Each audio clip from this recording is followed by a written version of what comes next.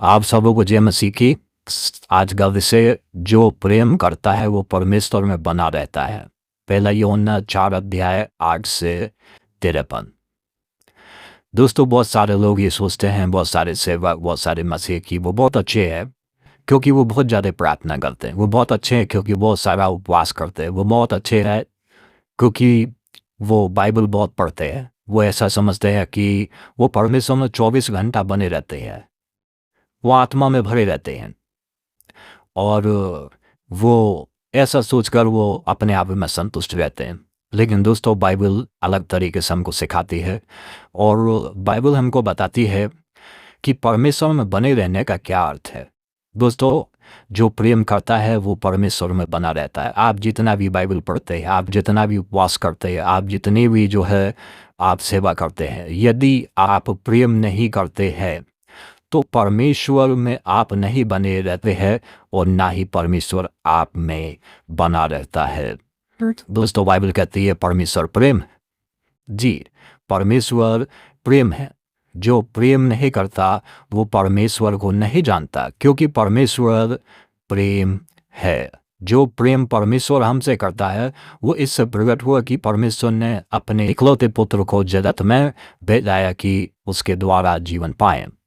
प्रेम इससे नहीं कि हमने परमेश्वर से प्रेम किया, पर इसमें है कि उसने हमसे प्रेम किया और हमारे पापों के प्रायश्चित के लिए अपने पुत्र को भेजा।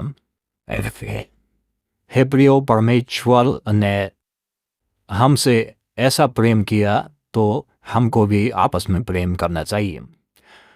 परमेश्वर को कभी किसी ने नहीं देखा। यदि हम आपस में प्रेम रखते हैं तो परमेश्वर हमने बना रहता है और उसका प्रेम हमें सिद्ध हुआ है।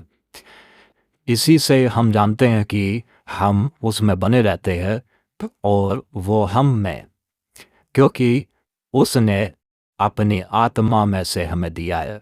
दोस्तों, यदि हम जैसे परमेश्वर ने हमसे प्रेम किया अपने पुत्र को देकर, यदि हम भी एक दूसरे से प्रेम करते हैं तो इसी से जानते हैं कि हम परमेश्वर में बने रहते हैं। दोस्तों, अपने आप को हर रोज़ रीचेक करिए, अपने आप को ढूंढिए और ये जानने की कोशिश करिए। अगर किसी दिन आपके हृदय में प्रेम नहीं है दूसरों के प्रति, तो दोस्तों आप जो है परमेश्वर में बने हुए नहीं हैं। यदि आपके अंदर हिंसा है, यदि नफरत है, यदि आप दूसरे को अपने से छोटा समझते हैं, यदि गलत समझते हैं, तो आप जो है इस कंडीशन में परमेश्वर के प्रेमी नहीं है। परमेश्वर आपके हृदय में नहीं है, परंतु शैतान है, क्योंकि शैतान विरोध करने वाला और दोष लगाने वाला है। दोस्तों, परमेश्वर का प्रेम, परमेश्वर का जो आचरण है वो प्रेमपूर्ण है। प्रेम पूर्वक उसका आचरण है। परमेश्वर के 3 खास गुण हैं: प्रेम करना और बलिदान देना यानी सेक्रीफाइस, और तीसरा दया करना। ये तीनों गुण हमको सिद्ध बनाते हैं। प्रभु यीशु मसीह की भी एक नई आज्ञा थी और वो ये है कि तुम आपस में प्रेम रखोगे, इसी से सब जानेंगे कि तुम मेरे चेले हो। दोस्तों, प्रेम मनुष्य को सिद्ध करता है, क्योंकि एकमात्र प्रेमी है जो हमको या हमारे प्रभु को सबसे अलग महान बनाता है और अलग करता है। दोस्तों, परमेश्वर ने जितना प्रेम किया, प्रभु यीशु मसीह ने जितना प्रेम किया, प्रभु यीशु मसीह परमेश्वर के प्रेम का उदाहरण है, एग्जाम्पल है, और उसी प्रकार उसी तरीके से हमको भी प्रेम करना चाहिए। दोस्तों, जो प्रेम करता है वो परमेश्वर में बना रहता है। परमेश्वर को कभी किसी ने नहीं देखा। यदि कोई कहता है कि मैं परमेश्वर से प्रेम रखता हूँ, मैं परमेश्वर को बना रहता हूँ, और अपने भाई से जिसे उसने देखा प्रेम नहीं करता, तो वो झूठा है। क्योंकि जिसको उसने देखा उससे प्रेम नहीं करता, तो वो उसको जिसको उसने कभी नहीं देखा कैसे प्रेम करेगा।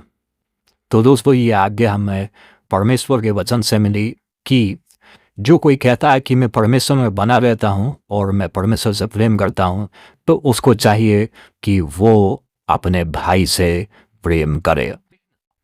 अपने भाई से प्रेम करे। पहले प्रभु यीशु मसीह ने कहा कि जब तू अपनी भेंट बेदी के सम्मुख लेकर आए और अपनी भेंट बेदी पर चढ़ाए और वहाँ तेरे मन में स्मरण हो कि तेरे भाई के प्रति तेरे मन में कुछ विरोध है तो अपनी भेंट को वहीं बेटी के सामने छोड़ दो, जाकर अपने भाई से पहले मेल मिलाप कर और फिर आकर तू भेंट चढ़ा, तेरी भेंट ग्रहण की जाएगी। प्रभु यीशु मसीह ने कहा, जब तू खड़ा हुआ प्रार्थना कर रहा हो और तेरे मन में विरोध हो, तुझे मालूम हो कि तेरे मन में कुछ तेरे भाई के प्रति विरोध है, तो पहले अपने भाई को क्षमा कर दे कि तेरे भी पाप और तेरे भी गुनाह क्षमा किए जाएं।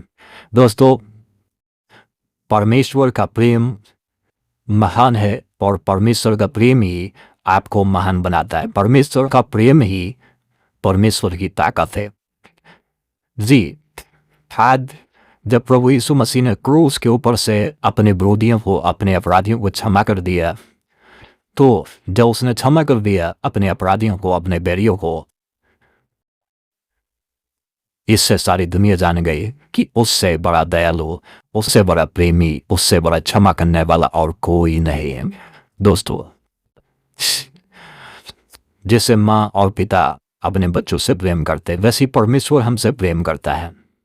सो परमेश्वर के रास्ते में यदि आप हैं तो परमेश्वर का रास्ता प्रेम का रास्ता है, नम्रता का रास्ता है, क्षमा का रास्ता है, दया का रास्ता है। आज आप देखिए कि आप कौन से रास्ते में चल रहे हैं। कहीं आप घमंड में तो भरे नहीं, कहीं आप भूल में तो जिंदगी नहीं जी रहे हैं। अगर परमेश्वर के रास्ते में हैं वो परमेश्वर के प्रेम में बनी रहिए, प्रेम करिए, प्रेम बांटिए। दोस्तों, हमारे साथ जुड़ने के लिए बहुत धन्यवाद।